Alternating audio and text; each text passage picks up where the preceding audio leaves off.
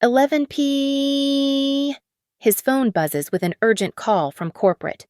5 minutes later, I watch his location pin drop at the Meridian Business Hotel downtown, the reservation under his female boss's corporate account.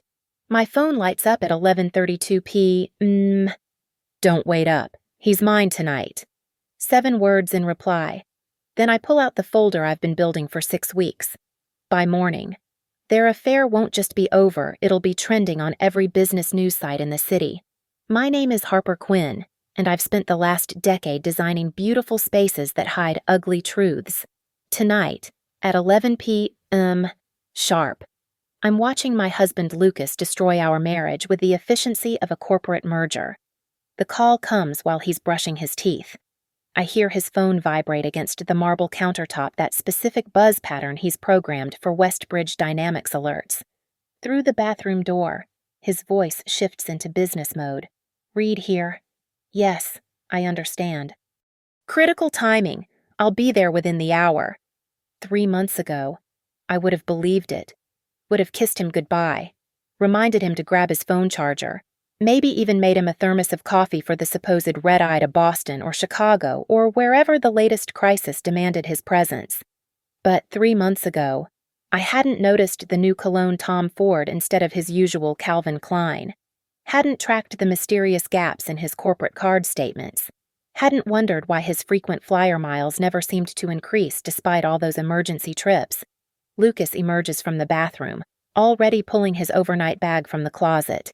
The one that's always packed, always ready. Harper, honey, I'm sorry. Miranda needs the whole team. The Morrison acquisition is falling apart. Miranda Vale, Vice President of Operations. His boss, the woman whose name has been appearing in his texts with increasing frequency, whose calls somehow always come after 9 p.m., whose mentorship has transformed my husband from a mid-level consultant into her most dedicated employee. Which airport? I ask, keeping my voice neutral while my fingers pull up the Find My app on my phone. O'Hare, the company car's already on its way. He doesn't look at me as he checks his bag, the tell I've learned to recognize. Lucas, who once gave presentations to rooms of executives without breaking a sweat, can't maintain eye contact when he lies to his wife. I watch him leave, his Audi's taillights disappearing down our tree-lined street in Lincoln Park. Then I watch the blue dot on my screen, his location, pulsing like a heartbeat.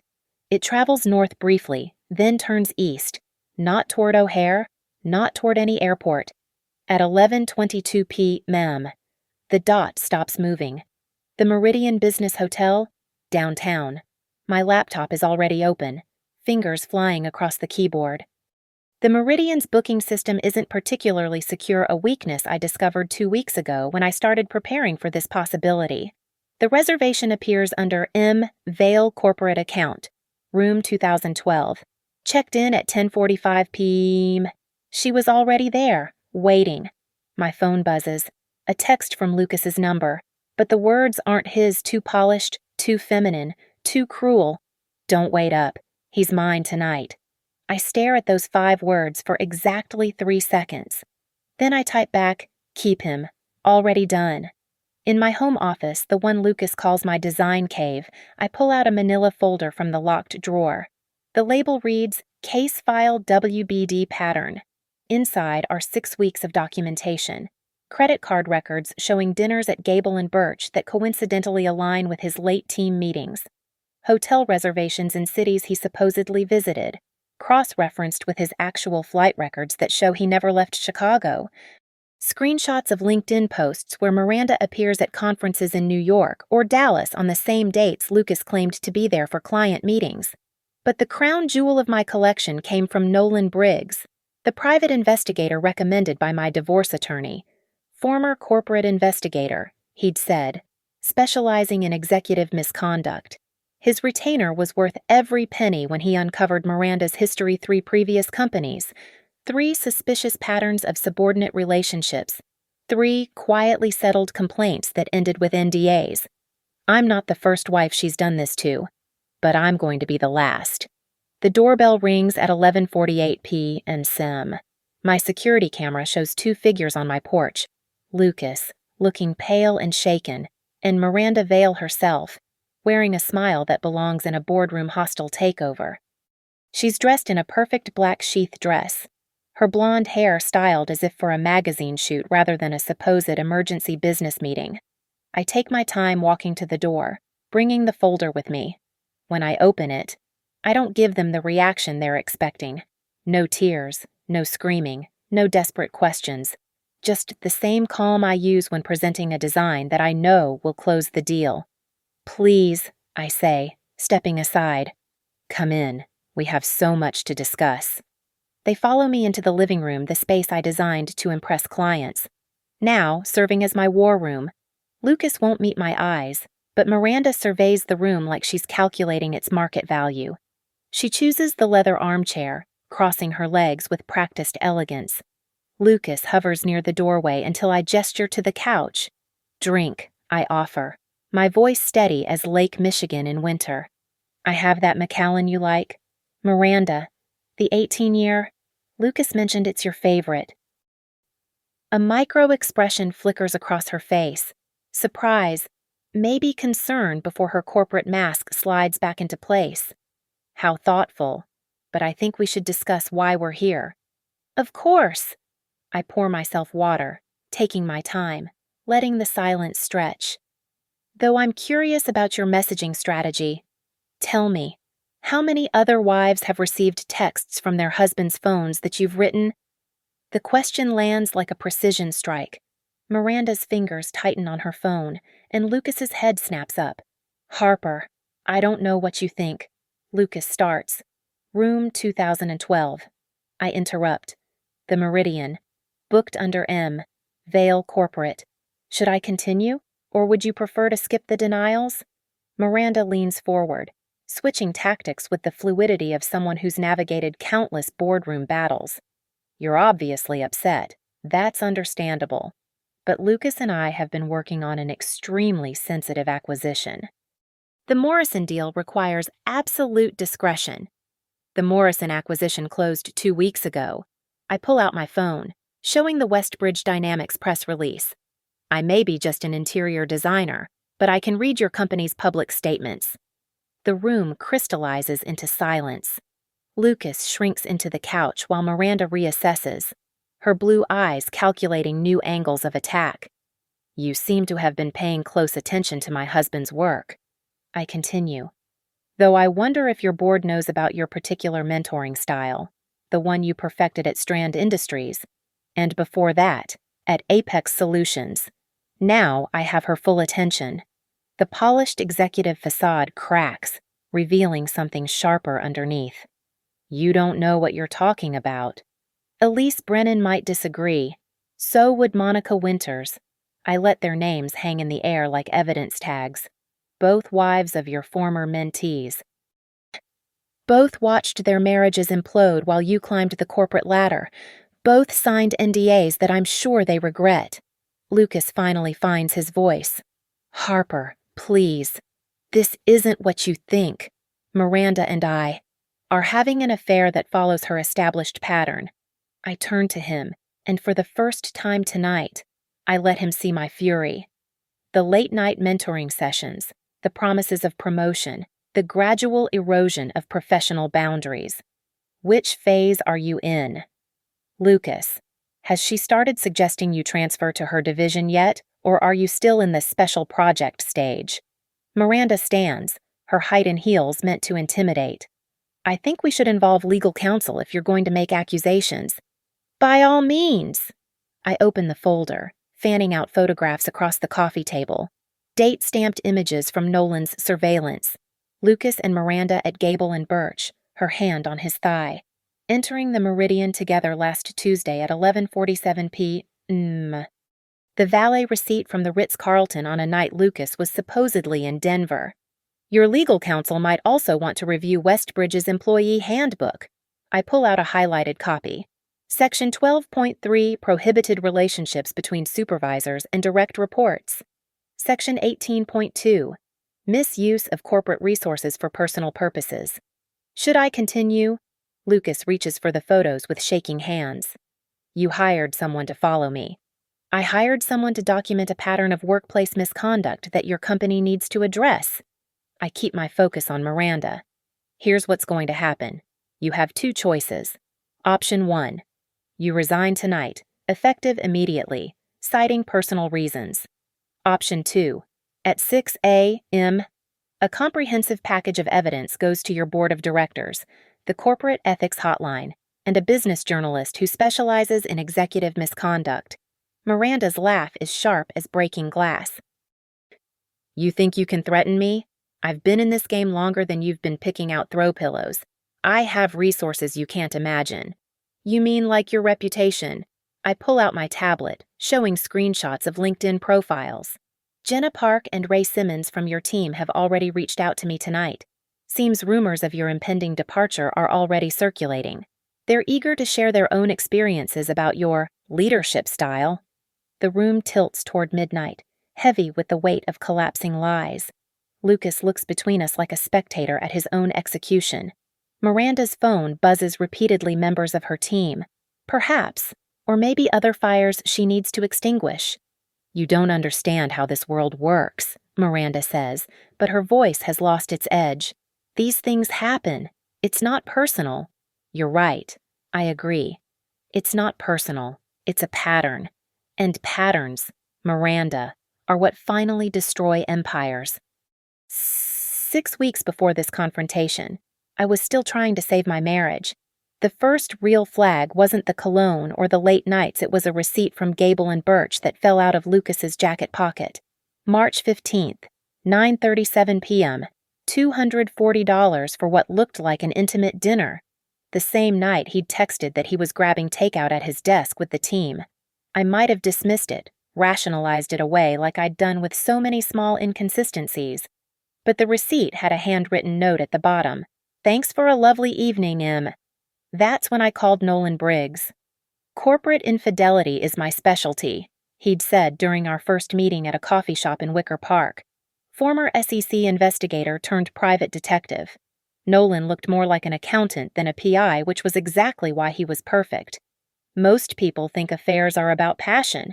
In the corporate world, they're about power, and power always leaves a paper trail. His retainer was $15,000. I paid it from my business account without hesitation. The first week, Nolan established patterns. Lucas's Boston trips that routed through downtown hotels. Corporate card charges that didn't match his calendar. The metadata from photos posted on Westbridge's internal social platform showing Lucas and Miranda at the same locations, minutes apart. Your husband's having an affair? Nolan confirmed 10 days in. But there's something else. This woman, Miranda Vale, I've seen her playbook before. He showed me his research. Miranda's career trajectory was a constellation of broken marriages and displaced executives. At Strand Industries, she'd been promoted to senior VP after a year-long affair with David Park, whose wife Elise discovered them during a supposed conference in Miami. The divorce was brutal, but David's career never recovered. Miranda moved to Apex Solutions 6 months later. At Apex, the pattern repeated with Thomas Winters. Another direct report, another messy divorce, another NDA when Thomas tried to claim workplace harassment. Miranda emerged unscathed, landing her current role at Westbridge with glowing recommendations. She targets married men in her reporting line, Nolan explained, showing me the timeline he'd constructed, promising career advancement, creating dependency, then moving on when things get complicated. It's predatory behavior hidden behind mentorship. Week 3 brought the photographs. Nolan had followed them to Gable and Birch, capturing Miranda's hand sliding up Lucas's thigh under the table. The way she leaned in, territorial and possessive. Lucas's face flushed, eager, completely under her spell. There's more, Nolan said, pulling out another folder. I found 3 internal complaints at Westbridge, all buried, all involving Miranda, all resolved with promotions for the complainants and transfers to other divisions. That's when I reached out to Elise Brennan and Monica Winters. Elise met me at a wine bar in Naperville, her story spilling out over 2 bottles of Pinot Noir. She isolated David completely. Elise told me, convinced him I was holding back his career, that she understood his ambitions in ways I never could. By the time I caught them, he genuinely believed leaving me was his idea. Monica's account was eerily similar, shared over coffee in Oak Park. Thomas started working until midnight, weekends, holidays, always with her. She made him feel brilliant, essential. Then she made him feel like he couldn't succeed without her. The psychological manipulation was so gradual, so sophisticated. Both women had signed NDAs as part of their divorce settlements, unable to speak publicly about what happened. But they shared something else, a network of other spouses, other victims of Miranda's pattern. "There are at least 7 of us that I know of," Monica revealed. "Some from companies before Strand. She's been doing this for 15 years. Week 4. I hired a forensic accountant to review Lucas's financial records. The hidden credit card I discovered showed charges at the Meridian, the Ritz-Carlton, lingerie from Agent Provocateur. The purchases started 3 months ago, escalating in frequency and boldness. Nolan also uncovered something unexpected: emails between Lucas and Miranda discussing his potential and trajectory at Westbridge. She was promising him a director position in her division, contingent on his complete commitment to their partnership. "She's not just having an affair," Nolan observed. "She's documenting his dependence on her for career advancement. If this goes south, she can claim he pursued her for professional gain." Week 5 was when I reached out to Daniel Pike, the investigative journalist who'd broken the Theranos story for the Tribune. "I can't publish without multiple sources willing to go on record," he said. "But if you can get me documentation and corroborating witnesses, this is exactly the kind of abuse of power that needs exposing." The final piece came from an unexpected source, Jenna Park, one of Miranda's direct reports, reached out through LinkedIn. "We know what she does," Jenna wrote. "We've watched it happen 3 times since she arrived at Westbridge. If someone's finally standing up to her, we want to help." By week 6, I had a 40-page dossier: financial records, photographs, witness statements, pattern analysis, and a timeline that showed Miranda's systematic targeting of married subordinates across 15 years and 4 companies. I wasn't building a divorce case. I was building a prosecution. The night I confronted Nolan with my plan, he'd whistled low. "This isn't just about your husband anymore, is it?" "No," I admitted. "Lucas made his choice." "But Miranda.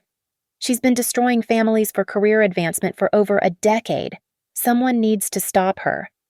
"And you're going to be that someone." I thought of Elise, still in therapy 3 years later, Monica, who'd moved to Seattle to escape the memories, the 7 other women whose names I'd learned, whose stories echoed through corporate corridors like ghost stories. "Yes," I said. "I am." The war room was my dining table, cleared of everything except laptops, legal pads, and color-coded folders. Midnight had passed, and while Lucas sat defeated in the living room and Miranda made hushed phone calls on my porch, I refined the final battle plan. Package A, Board of Directors and Chief Legal Counsel. This would hit 17 inbox at exactly 5:45 a.m. The subject line: Critical Governance Matter Pattern of Executive Misconduct Requiring Immediate Action. Inside a timeline spanning Miranda's 4 companies. Documented relationships with 7 direct reports. Financial evidence of misused corporate resources, hotel rooms, dinners, gifts, all charged to company accounts for personal liaisons. The forensic accountant's report showing over $80,000 in questionable expenses. Photographs, discreet but damning. 3 written statements from current Westbridge employees. Notarized and ready. The crown jewel, a legal analysis from an employment law firm showing Westbridge's liability exposure, potential shareholder lawsuits, SEC violations for non-disclosed executive misconduct. The numbers would make any board member's blood run cold, estimated settlement costs ranging from $8 to $12 million. Package B, Daniel Pike and 3 other journalists. The media kit was more narrative, more human. It led with the pattern, the predatory behavior disguised as mentorship, quotes from victims, carefully selected to avoid NDA violations while painting the picture clearly. The business angle that would make it front-page material, how Fortune 500 companies enable executive predators. I'd learned from Nolan that timing was everything. 5:45 a.m. caught executives before their morning meetings, but after they'd checked emails. 6 a.m. gave journalists time to verify before the 7 a.m. news cycle. The corporate communications team wouldn't be fully staffed until 8 a.m., too late for damage control. The anonymous submission to Westbridge's ethics hotline was simpler but surgical. One page, bullet points, with a link to a secure cloud folder containing the full evidence package. The beauty of the ethics hotline, it triggered mandatory investigation protocols. Once received, they couldn't bury it without leaving their own paper trail. My phone buzzed. A text from Jenna Park. 2 more people want to provide statements. Can you add them? I smiled grimly. The network effect was beginning. Each person who came forward emboldened others. By morning, Miranda's carefully constructed empire would face an avalanche. The resignation letter template was already drafted on my screen. Simple, clean, effective. Effective immediately.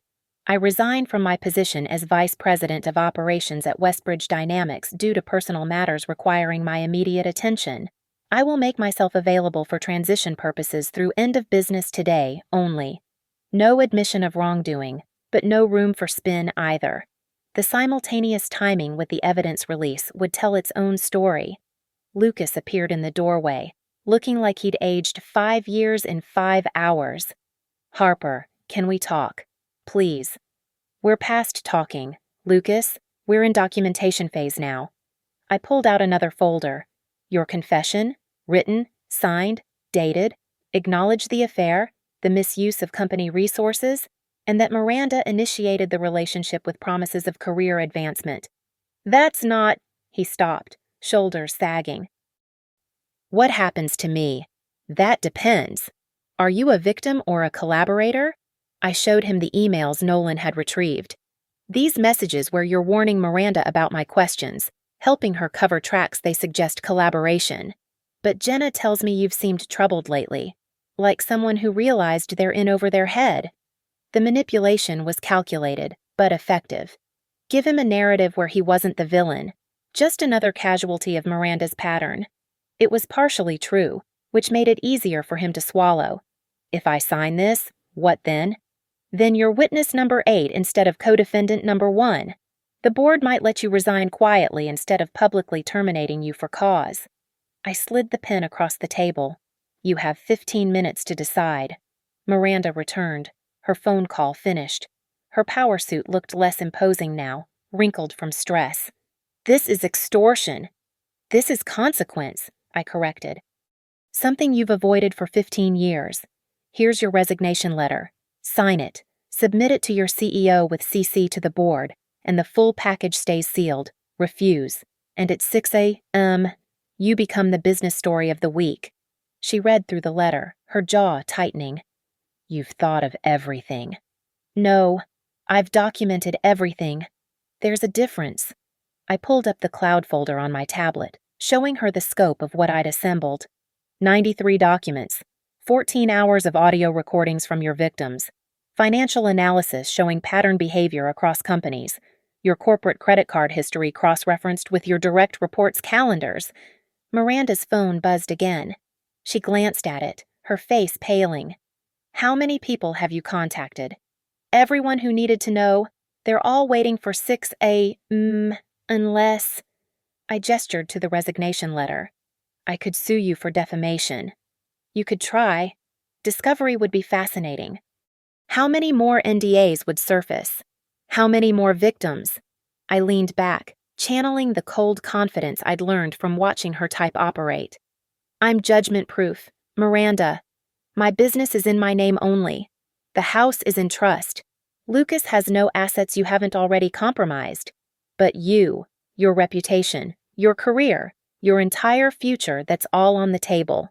The clock on my laptop showed 12:47 a.m. I pulled up the pre-scheduled email system, showing her the countdown timer. 4 hours, 58 minutes. The system is automated. Even if something happens to me, those emails still send. It was a bluff I could stop them manually. But she didn't need to know that. Miranda looked at Lucas, perhaps hoping for an ally. He was already signing his confession. Each letter of his name another nail in her coffin. "You're destroying my life," she said quietly. "No, I'm revealing what you've been doing to other people's lives. There's a difference." I stood, gathering the signed documents. "You have 30 minutes to submit your resignation.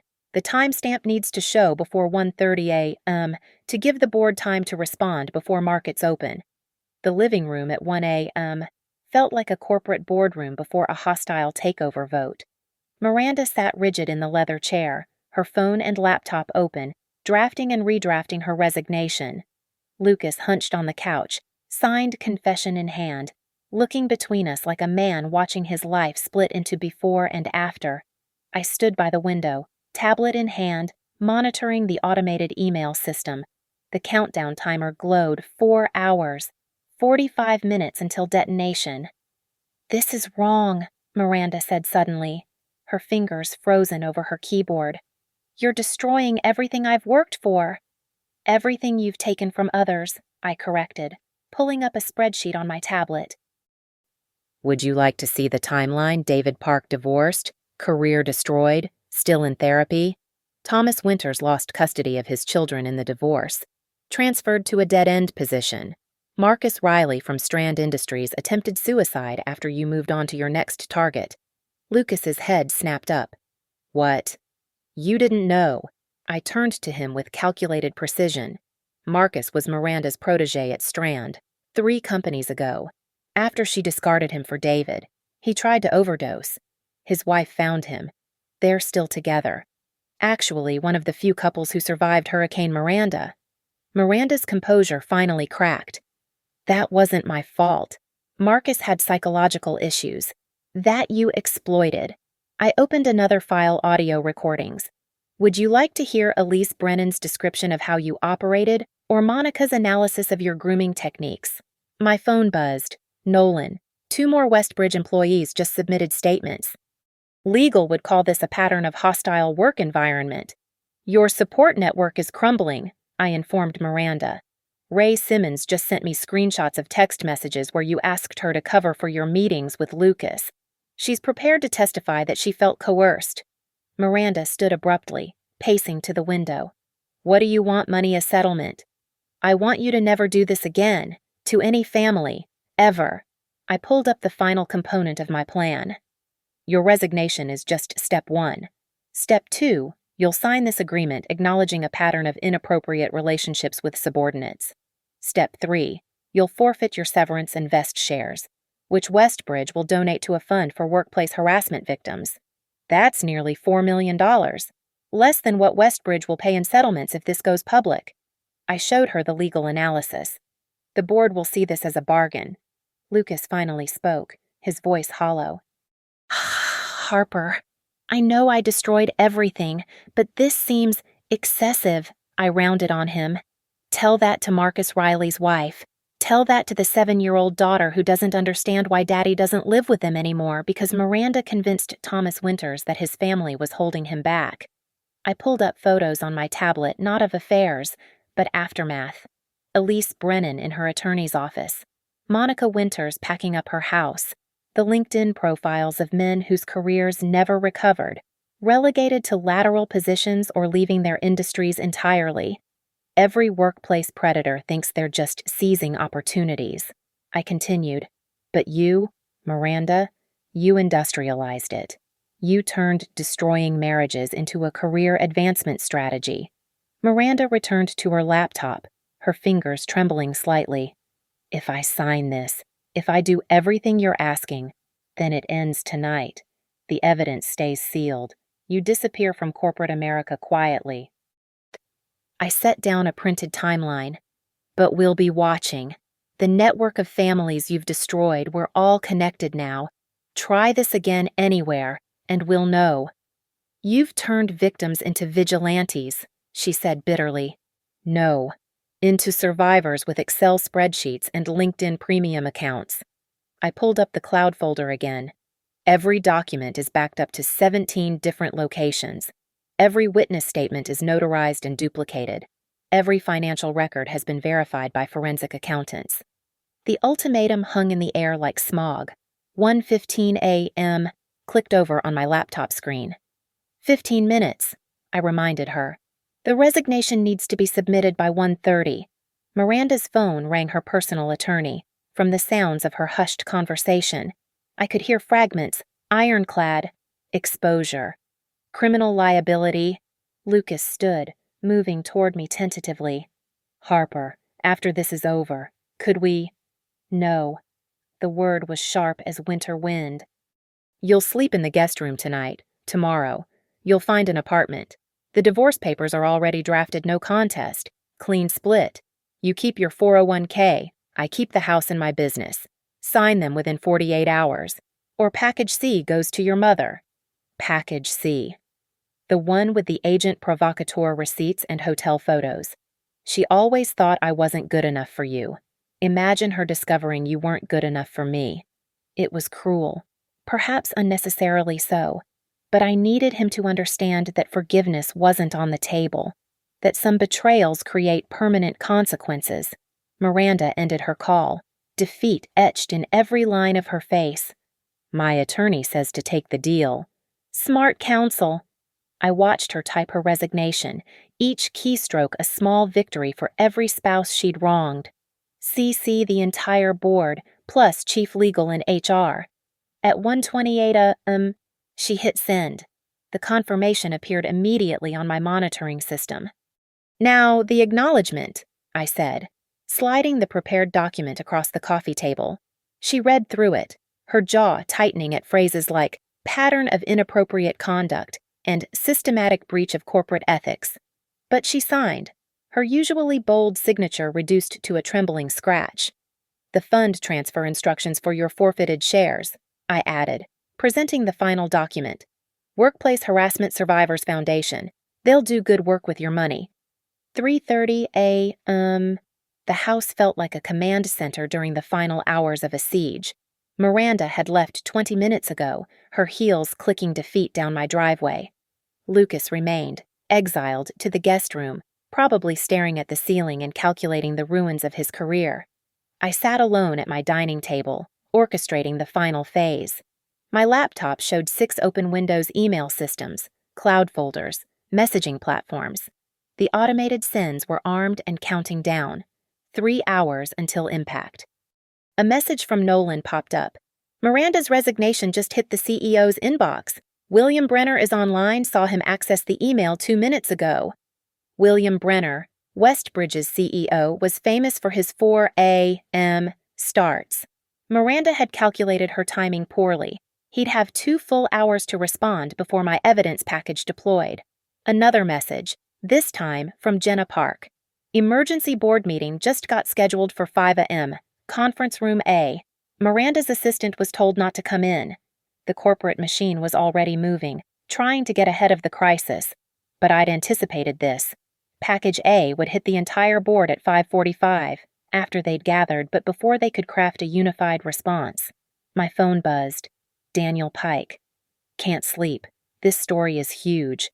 Can you confirm the retention of shares forfeiture that's unprecedented? I typed back, confirmed. 4.2 million invested shares redirected to Victim Support Foundation. Documentation will be in your package. He responded immediately. My editor wants to go live at 6 sharp. Business desk is clearing the homepage. 4:05 a.m. I pulled up the Westbridge employee directory and began cross-referencing. Miranda had 6 direct reports besides Lucas. Each would receive a carefully crafted email at 5:50 a.m., not the full evidence, but enough to know their boss wouldn't be returning and why seeking new positions might be wise. The doorbell camera activated a black town car idling at the curb. The driver waited. Engine running. At 4:12, Lucas emerged from the guest room with his suitcase, the one that started this evening's revelations. He paused at the dining room doorway. The Westbridge legal team wants to meet with me at 5, he said quietly. They're offering a transition package if I cooperate fully. Then you'd better hurry.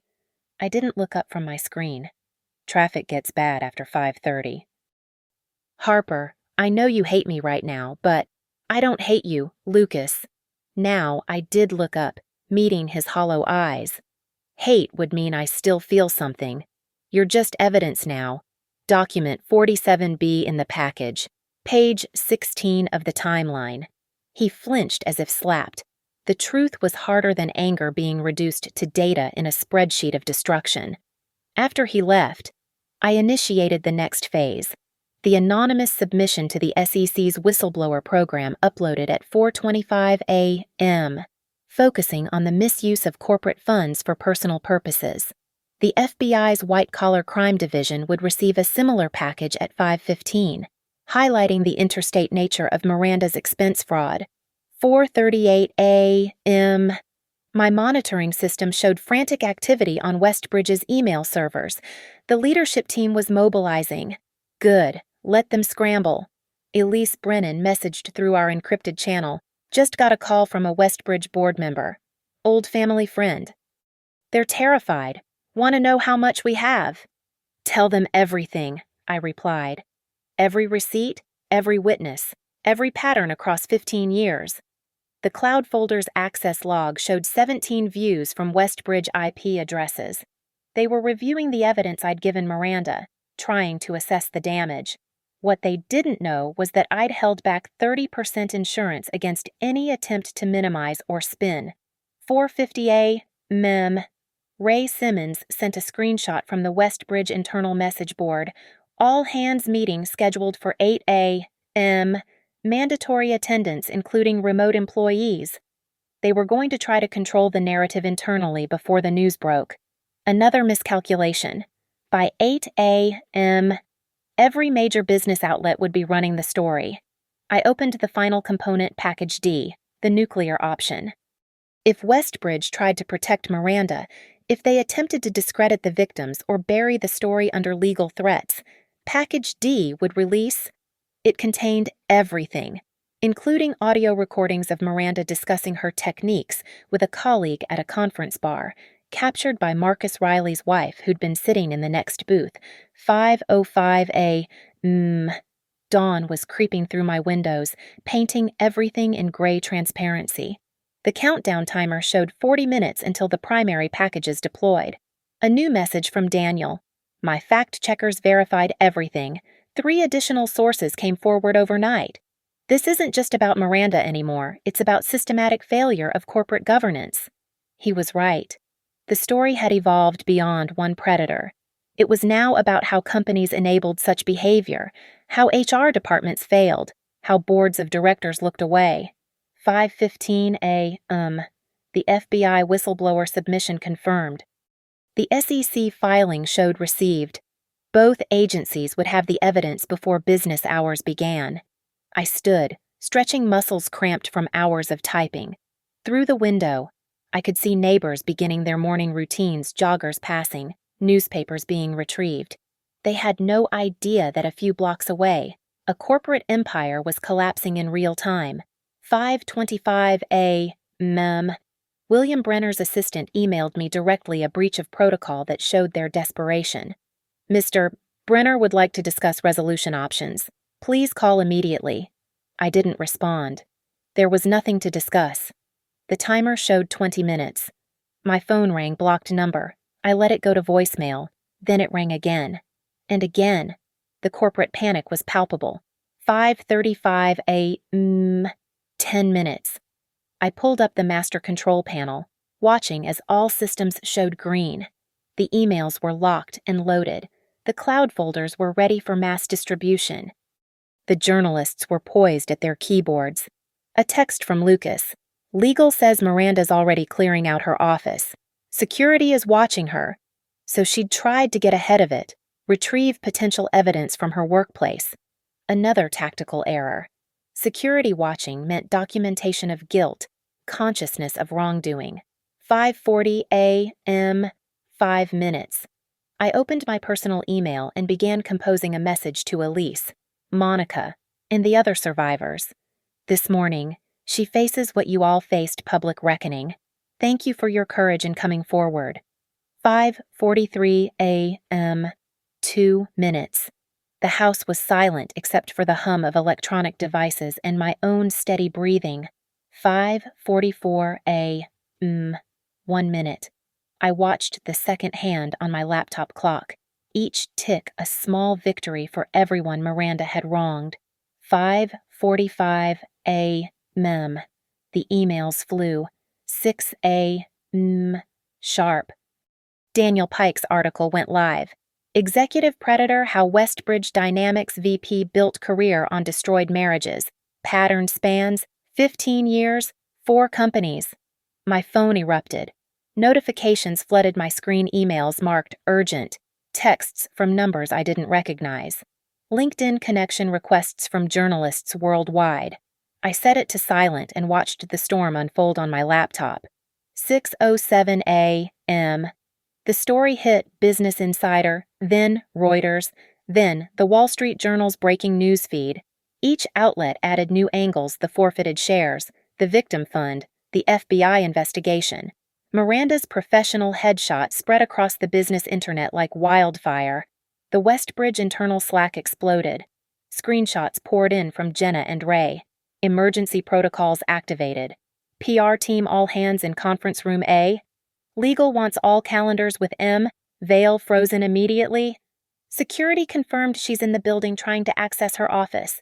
6:12 a.m. Local news picked it up. Channel 7's morning show interrupted their weather report with breaking: major Chicago executive accused of systematic workplace misconduct. They had somehow gotten footage of Miranda being escorted from the Westbridge building by security, her designer briefcase clutched to her chest, her usually perfect composure shattered. A text from Nolan. Building security just leaked. She tried to delete files from her computer remotely at 4:45 a.m. It blocked her and preserved everything. Consciousness of guilt documented. 6:18 a.m. William Brenner released the first corporate statement. Westbridge Dynamics has accepted the resignation of Vice President Miranda Veil, effective immediately. We are launching a comprehensive investigation into allegations of misconduct. The company maintains zero tolerance for behavior that violates our code of ethics. An independent committee will review all policies and procedures. Carefully worded, legally vetted, completely inadequate. The internet's response was instant and merciless. The comment sections filled with employees from her previous companies sharing their own experiences. Miranda pattern began trending. 6:25 a.m. My phone rang with a number I recognized: Sophie Harrison, a name from Monica's support network. "You did it," she said, voice breaking. "My ex-husband just called. He's been watching the news and crying. Said he finally understands what happened to him, to us, that he was targeted." 6:32 a.m. The SEC confirmed they were opening a formal investigation into expense fraud and misuse of corporate resources. The FBI statement was more circumspect, but confirmed they were reviewing allegations of interstate wire fraud. Lucas texted from his lawyer's office. "They're offering me 6 months severance if I sign an NDA. Should I take it? Your choice," I replied. But remember, NDAs are what allowed this to continue for 15 years. 6:40 a.m. CNBC picked up the story for their morning show. The anchor called it a watershed moment for corporate accountability. They'd gotten Professor Catherine Mitchell from Northwestern's business school, who contextualized it within the broader $Me Too movement's expansion into corporate power dynamics. "This isn't just about affairs," Professor Mitchell explained. "This is about systematic exploitation of power imbalances, career manipulation, and the destruction of families as collateral damage in personal ambition." 6:48 a.m. Westbridge stock pre-market trading showed a 3% dip. The financial blogs were calculating potential lawsuit exposure, reputation damage, client defection. One analyst estimated the total cost to Westbridge at $25 million minimum. 6:55 a.m. An email from David Park, Miranda's first victim at Strand Industries. "My ex-wife Elise forwarded me your information. I've been in therapy for 3 years trying to understand what happened to me. This morning, I finally have answers. Thank you for giving me back my sanity. 7 a.m. The network morning shows all led with the story. They had panels, experts, workplace psychologists. The narrative had evolved from scandal to systematic analysis of corporate predation. Miranda's name appeared on every business news homepage. Her photo, the professional one from Westbridge's website, became the day's most shared image with overlaid text, 15 years. 7 direct reports. 4 companies. Pattern of predation. 7:05 a.m. A call from an unknown number. I almost didn't answer, but something made me pick up. Is this Harper Quinn? The voice was older, weary. Yes. I'm Margaret Vale, Miranda's mother. My breath caught. I'm not calling to defend her. Margaret continued. I'm calling to thank you. Maybe now she'll finally face consequences for the person she's become. I've watched her destroy people for 20 years. Her father and I tried, but she always found a way to avoid responsibility. Until now. 7:10 a.m.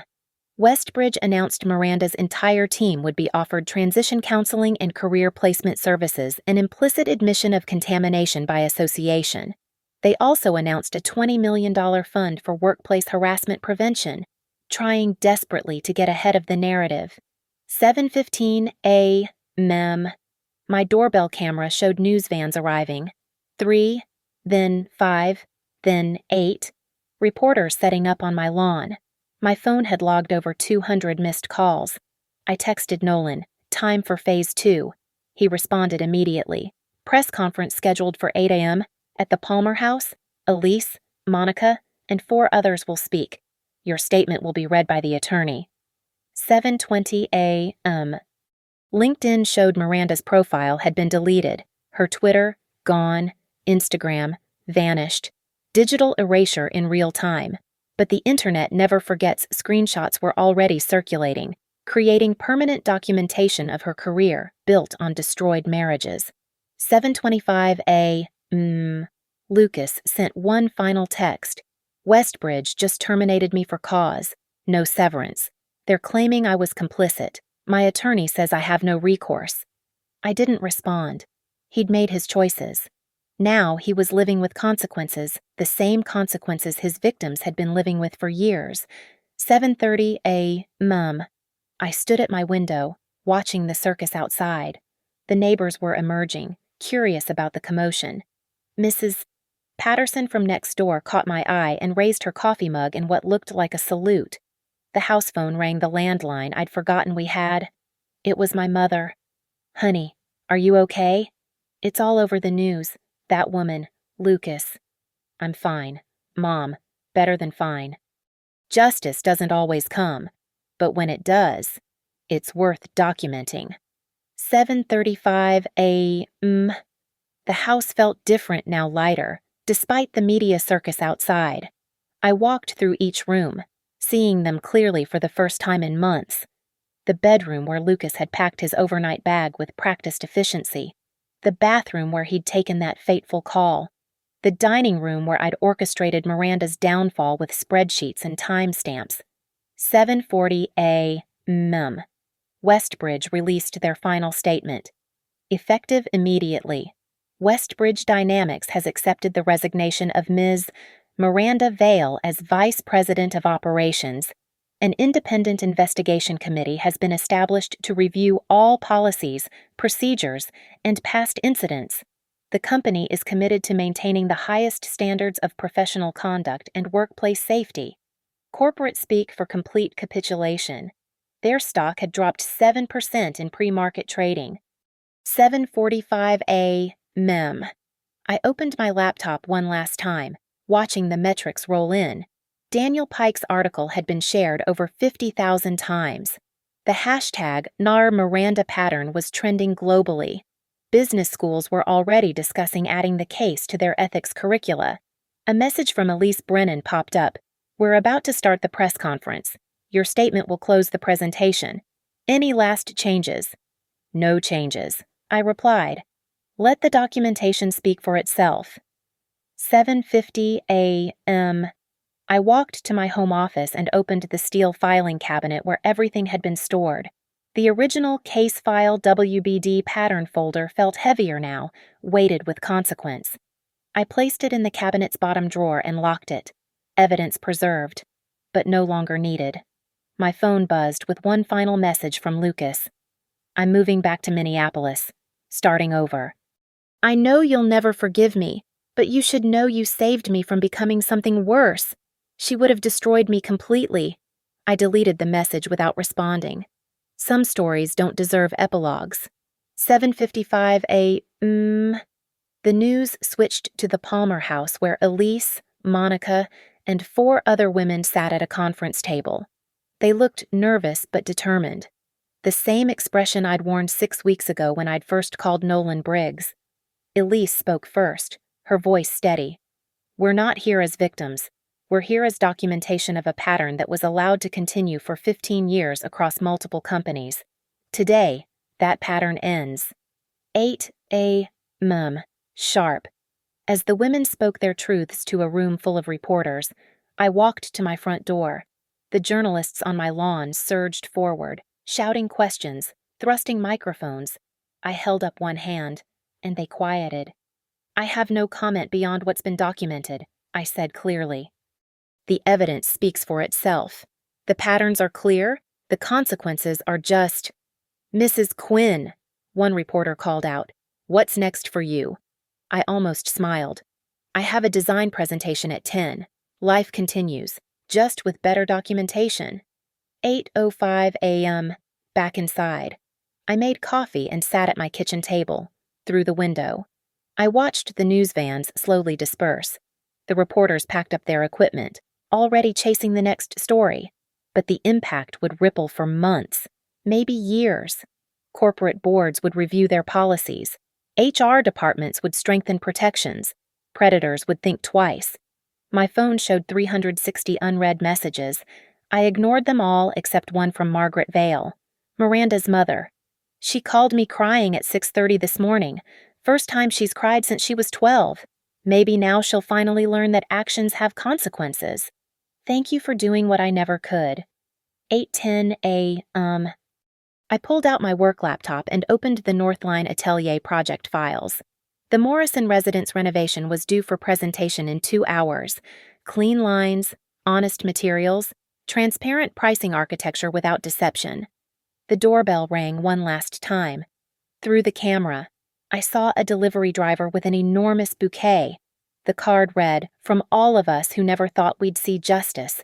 The documentation was perfect. The sisterhood. I placed the flowers on the dining table where hours before I'd executed a corporate takedown with surgical precision. The contrast was striking soft petals where hard drives had been, beauty where evidence once spread. 8:15 n.m. I changed the locks myself, using the new smart locks I'd ordered at 4 a.m.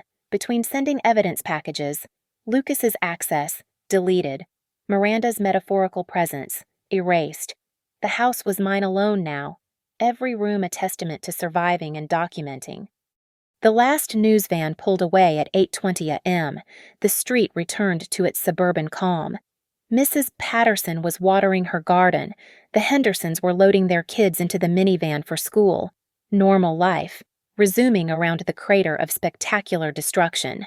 I opened my design software and began working on the Morrison presentation.